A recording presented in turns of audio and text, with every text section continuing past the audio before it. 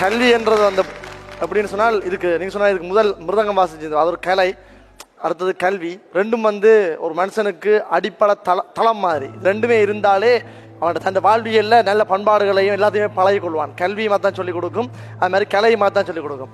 நான் இந்த வாழ்க்கையில் நான் ஒரு பாட்டு அளிப்பேன். எப்படின்னால், நான் வறுமையில வறண்டு கொடுமைகளை கடந்து கவலைகளை கலந்த கதையின் மகன், கலைமகளின் மடியில் உறங்குது என் கவிகள், திறமைகளின் சுவட்டில் ஓடுபவன், விண் வெளியில தெரிகிற சந்திரன், வளர்புறையில பிறந்தனல் புத்திரன், செந்தமிழ்மறை தந்தனல் வள்ளுவன், ஆசையில் நான் கவி வெள்ளமை பெற்றவன், தன் வினைதானை தன்னை சுடும் உன் கனவுகள் வாழ்வை பெறும், முதுகில விழுகிற எறிகனை அத்தனையும் புது வாழ்வை தரும், படிக்கிற வயதில வறுமைகள் கொடியது, மதிக்கிற மனங்களை வெல்வது அறியது, மங்குற ஒளியில மண்ணெண்ண விளக்கில மண்ணில எழுதிய காலமும் கழிந்தது, குண்டிலும் குழியிலும் விழுந்து எழுந்து நான் கூச்சலும் கூட்டமும் காணவே எழுந்தவன், என் அப்பனோ தோளில மூட்டைகள் சுமந்தான், பெத்தவள் மடியில கனவுகள் கிளந்தாள், கரை விழும் கலி காலம் உன் கனவுகள் நிலையாகும், உன் நினைவுகள் நிலையானால் தென் திசையும் உன் பெயர் கூவும். சூப்பர்.